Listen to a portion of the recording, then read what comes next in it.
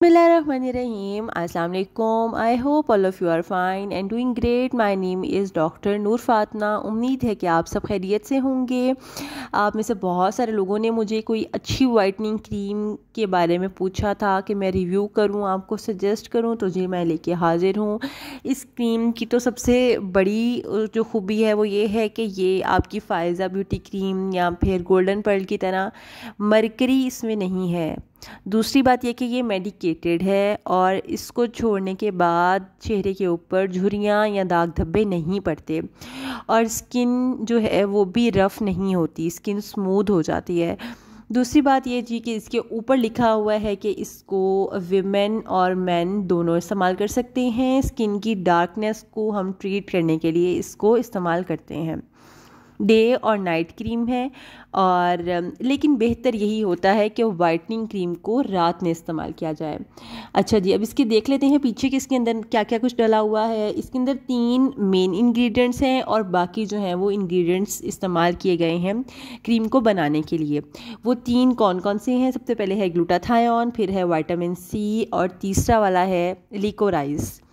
Glutathione की बात कर लें तो जी सबसे एक्सपेंसिव ये केमिकल होता है जो अच्छी वाइटनिंग क्रीम्स के अंदर इस्तेमाल किया जाता है।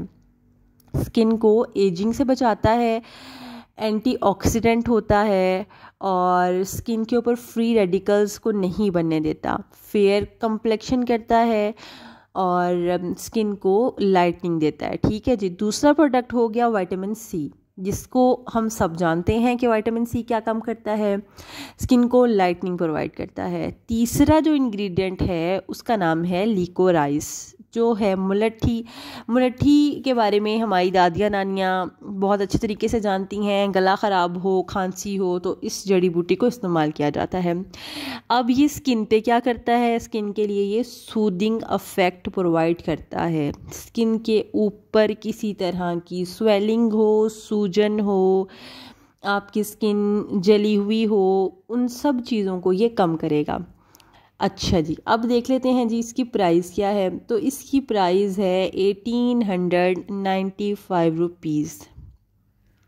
अप्लाई करने का तरीका क्या है कि अगर जी इतनी अच्छी क्रीम है तो इसको किस तरीके से अप्लाई करना है। अच्छा, उससे पहले मैं आपको एक काम की बात बता देती हूँ।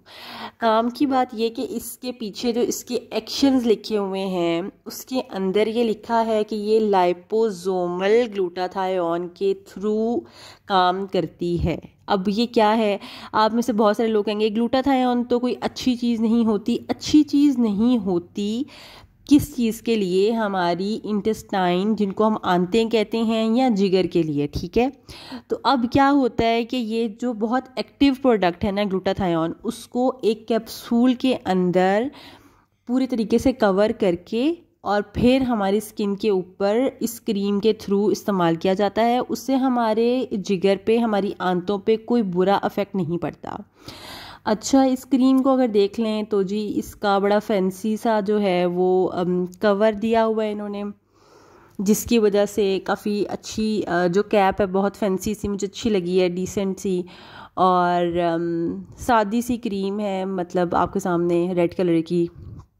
इसके बाद जनाब बात कर लेते हैं कि इसको किस तरीके से इस्तेमाल करना है और इसको ऑर्डर कहाँ से करना है, जो कि एक काम की बात है। इस्तेमाल के लिए सबसे पहले ये कि पी साइज़ मटर के दाने के जितना, मतलब अगर आप ज़्यादा इस्तेमाल करके समझ रहे हैं कि आप रातों रात गोरे चिट्टे हो जाएंगे, ऐसा बिल्कुल नहीं होगा। सिर्फ पी साइज़ इस्तेमाल करें और इतनी महंगी प्रोडक्ट को तो पी साइज़ ही इस्तेमाल करना चाहिए। मटर के दाने की जितना लेके उसको अपने मुंह के ऊपर डायरेक्टली अप्लाई करें। अप्लाई करके स्किन के ऊपर मसाज करते हुए इसको जज़ब करवाएं। रगड़ना नहीं है, मसाज करना है हल्के हाथों से। सुबह उठ के अपने मुंह को किसी भी फेस वॉश से धो लें, लेकिन धोने के बाद उठ के शीशे में ये नहीं देखने चले जाना कि कितनी चिट्टी हो गई है, क्योंकि रातों रात कभी भी अफेक्ट नहीं होगा। जो क्रीम आपको रातों रात अफेक्ट देगी वो आपके लिए ख़तरनाक है, ये मैं कई दफ़ा आपको बता चुकी हूँ। दूध से ज़्यादा सफ़ेद हो जाएगी, होगी, लेकिन उसको तकरीबन साल लगेगा। अच्छा जी, दूसरी बात ये कि इसको ऑर्डर कहाँ से करें। ऑर्डर मेरे ख़्याल से कि इस फार्मेसी की वेबसाइट है, आप उससे ऑर्डर करें, क्योंकि मैंने इसको एक फार्मेसी से, लोकल फार्मेसी से ऑर्डर किया था। तो मुझे ये लगता है कि अगर आप इसकी वेबसाइट से ऑर्डर करेंगे तो आपको ज़्यादा ओरिजिनल प्रोडक्ट मिलेगी। ठीक है जनाब।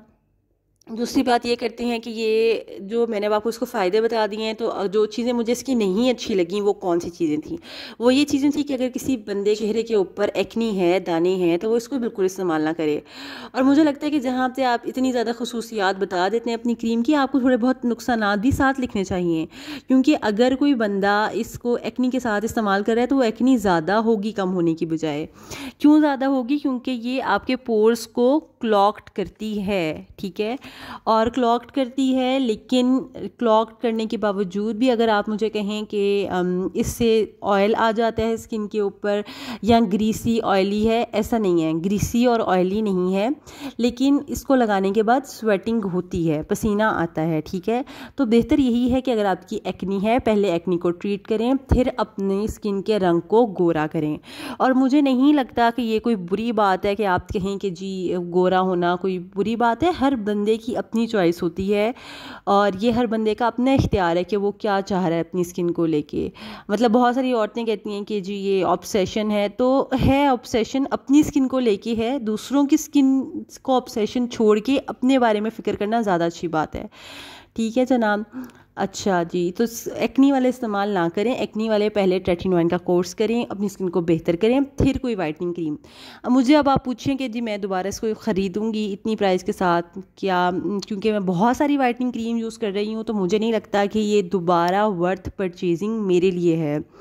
मुझे इससे अच्छी क्रीम सस्ती प्राइस में भी मिली हैं, तो मैं उनका रिव्यू भी बहुत जल्द आपसे शेयर करूँगी। आपने परेशान बिल्कुल नहीं होना। लेकिन अगर आपको कोई इसके अलावा फ़ायदा इसका हुआ है तो मुझे ज़रूर बताना है। स्किन का टेक्सचर स्मूथ हो जाता है, वो मैंने ख़ुद भी ऑब्ज़र्व किया है और आपको पहले बताया भी है।